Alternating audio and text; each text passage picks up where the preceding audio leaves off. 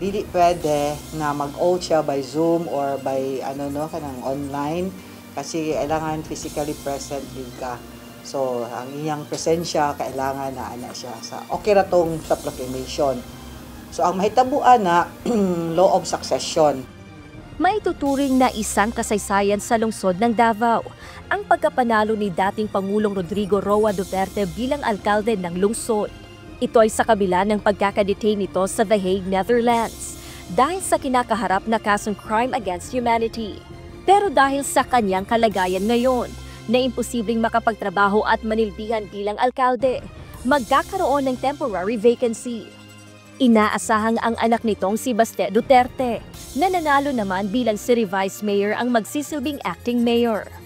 Habang ang magsisilbi naman bilang acting Vice Mayor ay ang City Councilor na may highest ranking sa buong lungsod ng Davao. The Vice Mayor will be the acting mayor. Then, ang bakante po dito sa Sangguniang Panglungsod, the highest ranking City Councilor. Man na sila, i-rank pa man na namo na sila, no? Then, amo pang sa Comelec katong data jud nga, as of now, naanami draft, pero di pa namo ikuan kay gihulat na to ang sa Comelec na data. So, acting Vice Mayor. So, nga na ang mahitabo.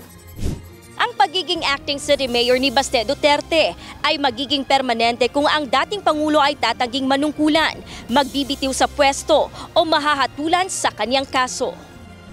Mahitabo na nga mahimo ng permanent na ang as mayor na gyud siya full kung ang mo-arise na siya kanang permanent vacancy kung ang elected official kanang refuse to assume office and simbako mamatay,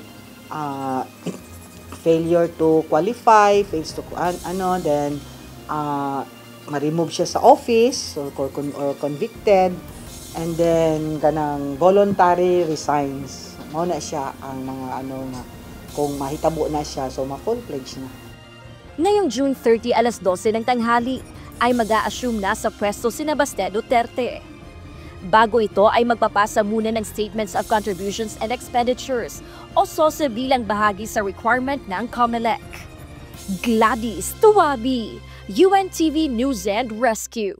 Diyos ang aming sandigan, serbisyo publiko ang aming pinahahalagahan.